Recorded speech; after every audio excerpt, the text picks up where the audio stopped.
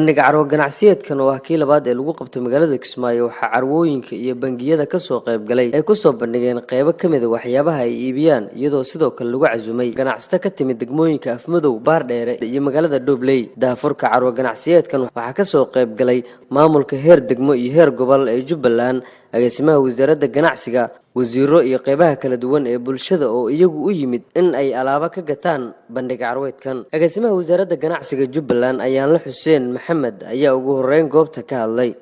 waxa sidoo kale ku helinaya ganacsatada magaalada Kismaayo oo iyaguna soo bandhigaya waxyaabaha kala duwan oo ay ka ganacsadaan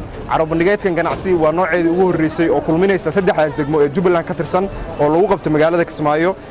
ujeedada ugu muhiimsan ee laga lahaana waxa weeyaan in la isku xiro ganacsatadaas kala duwan ee saddexda magaalo jooga si loo kobciyo dhaqaalaha dowlad goboleedka Jubbaland waxa sidoo kale muhiim ahayd in waxyaabaha lagu soo bandhigay maanta ay ka mid noqdaan waxyaabaha dalka gudihiisa lagu sameeyay waxyaabaha dalka gudihiisa laga soo saaray gudoomiyaha degmada Kismaayo Maxamed Ibrahim Yusuf Timijilic ayaa sheegay in ay fursad u tahay in degmada Kismaayo ay martigeliso carwo bandhigeedkii labaad ee la qabto waxaan taaganahay meel ka mid ah magaalada Kismaayo oo lagu soo bandhigayo carwo ganacsi carwadaas oo ay soo qaban qaabisay wasaaradda ganacsiga Jubbaland iyo rugta ganacsiga Jubbaland oo laga furayo maanta halkan carwadaas oo sida la inoo sheegay ka kooban degmooyin ka mid ah magaalada Jubbaland sida Baardheere Afmadow iyo Kismaayo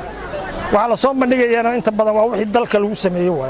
wax dalka lagu sameeyay iyo wax dalka ka baxay wasiir ku-xigeenka wasaaradda beeraha iyo wasiirka gaadiidka Jubbaland ayaa amaanay doorka wasaaradda ganacsiga Jubbaland ee ah dhiirigelinta ganacsatada deegaanka